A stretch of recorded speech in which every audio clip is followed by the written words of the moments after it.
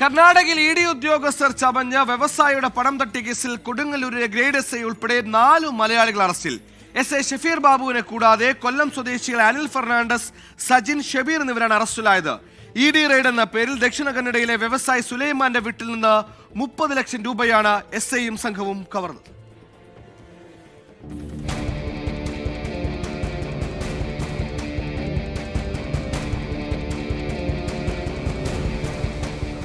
ജനുവരി 3-നാണ് സംഭവം.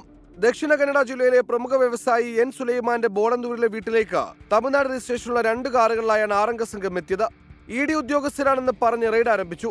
2 മണിക്കൂറിന് ശേഷം വീട്ടിലുണ്ടായിരുന്ന 30 ലക്ഷം രൂപയും സ്വർണവുമായി സംഘം രക്ഷപ്പെട്ടു. കേസിൽ കർണാടക പോലീസ് 4 സംഘങ്ങളായി തിരിഞ്ഞാണ് അന്വേഷണം നടത്തിയത്. സുലൈമാന്റെ ഫോണിലേക്ക് വന്ന കോളുകൾ കേന്ദ്രീകരിച്ച അന്വേഷണം പ്രതികളിലേക്ക് എത്തിച്ചു. വിദേശത്തേക്ക് കടക്കാനുള്ള ശ്രമത്തിനിടെ തിരുവനന്തപുരം വിമാനത്താവളത്തിൽ നിന്നും സജിനെയും മുംബൈയിൽ നിന്ന് ഷെബീനെയും പോലീസ് കസ്റ്റഡിയിലെടുത്തു. ഇവരിൽ നിന്ന് ലഭിച്ച വിവരത്തിന്റെ അടിസ്ഥാനത്തിൽ കൊല്ലത്ത് നിന്ന് അനിൽ ഫെർണാണ്ടസിനെയും പിടികൂടി. ഇരിങ്ങാലക്കുട പോലീസ് ക്വാർട്ടേഴ്സിലെത്തിയാണ് ഗ്രേഡ് എസ് ഐ ആയ ഷഫീർ ബാബുവിനെ പിടികൂടിയത്. ഇവരെ ദക്ഷിണ കന്നഡ പോലീസ് വിശദമായി ചോദ്യം ചെയ്തു വരികയാണ്. സംഘത്തിലുണ്ടായിരുന്ന ബാക്കി 2 പേർക്കായി പോലീസ് തിരച്ചിൽ ഊർജിതമാക്കി. 24 ബംഗളൂരു.